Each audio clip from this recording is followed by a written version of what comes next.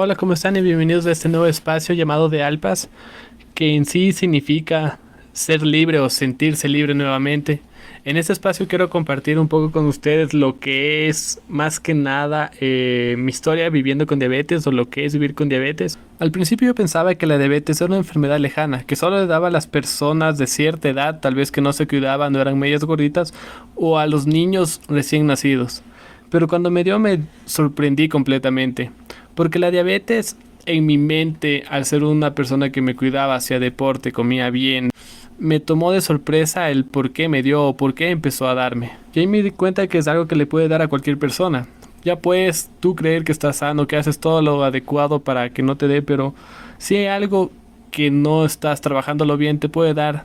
Y es algo que en este espacio quiero hablarlo también y poder ir viendo cómo poder prevenir esto para las personas, o si ya lo tienes, cómo ir haciendo que te sientas bien o que te sientas mejor con tu enfermedad también. Creo que a cada persona le da de manera diferente, pero puedo contar desde mi caso, me tomó de sorpresa. Fue justo en la pandemia. Tenía aproximadamente 27 años de edad, 26, 27 años de edad, entonces yo pensaba, no me va a pasar nada.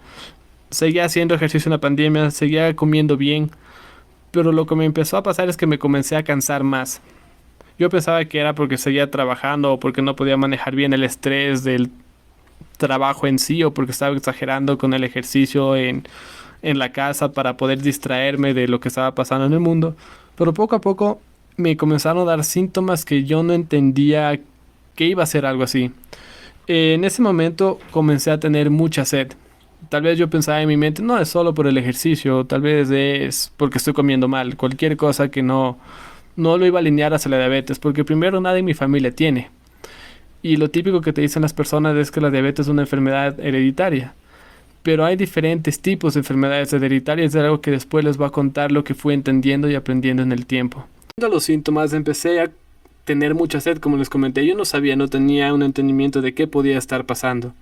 En ese entonces mi novia, que ya tiene un poco más de conocimiento de la enfermedad por sus familiares, ya tenía como que una idea que podía ser diabetes, pero aún no estábamos seguros de que podía hacerlo o aún no queríamos aceptarlo hasta cierto punto que podía hacer esto. Y aquí, después de hacer un set de ejercicios muy fuertes, porque me puse a hacer ejercicios para ver si podía entrar, creo que era a la marina o algo así, solo por diversión porque no tenía nada que hacer ese día, tuve como una descompensación y desde ahí ya todo comenzó a ir, puede decirse, en picada hacia abajo, en el sentido de que mi cuerpo ya no pudo reaccionar.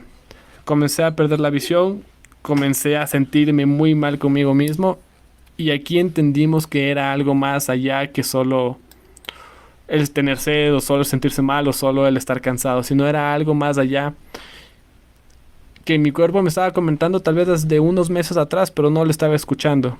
Y aquí viene uno de los puntos primordiales del escuchar a tu cuerpo. Después de hacerme de exámenes, pasando 2 días, me di cuenta que la diabetes en mí ya estaba un poco avanzada. Ya no era prediabético, ya era diabético porque los números de azúcar en mí los últimos 3 4 meses estaban sobre los 300 400 como un nivel medio. Para darles como un pequeño entendimiento, una persona normal debe tener el azúcar hasta los 80, sí, 70 80. Entonces, al tener el azúcar muy alto, puedes luego tener cierto tipo de cosas que te van afectando en el cuerpo. Y yo no me di cuenta primero porque no salí de la casa, no había más gente o con las personas que no se dieron cuenta de lo que estaba pasando. Vi a otras personas, bueno, primero me hice los exámenes de sangre, como les comenté, tenía unos niveles muy por encima del promedio. Y también lo que me empezó a pasar, pero yo no me di cuenta, es que comencé a perder mucho peso. Lo que pasa en el cuerpo de las personas es, al ya no poder manejar tu azúcar, se comienza a chupar tus músculos para ver si así lo puede ir controlando. Y también como no tenía una buena alimentación, entre comillas, porque comía cosas integrales, comía ensaladas, comía frutas, comía todo eso, pero comía muchos carbohidratos y mi cuerpo, al no producir insulina, no los podía procesar. Para esto ya sabía, bueno, hablé con un endocrinólogo directamente y ya estaba muy claro que era diabetes tipo 1. La diabetes tipo 1, bueno, hay diferentes tipos de diabetes. Diabetes tipo 1, diabetes tipo 2, que son las más comunes. Hay una diabetes que es un 1.2, que es un poco nueva. También hay la diabetes ya para las mujeres embarazadas, que les da en casos específicos por diferentes tipos de diabetes. Y a mí me dio la diabetes tipo 1. Era algo extraño que también me dijeron y me dijo el doctor, porque normalmente esto las personas les dan en muy cortas edades, cuando son bebés o niños. Entonces no sabían por qué me había dado a mí, y más allá porque siempre fui alguien deportista. Siempre me gustaba hacer deporte y comer bien, entonces nunca había una razón o un sentido del por qué.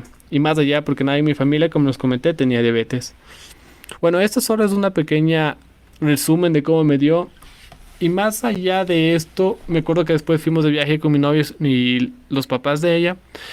Y fue muy duro el entender que ya no podía hacer cosas que quería hacer. Digamos, comer cosas en específico o hacer hasta al principio cuando recién te da diabetes, tienes el azúcar muy alto, no puedes hacer ejercicio.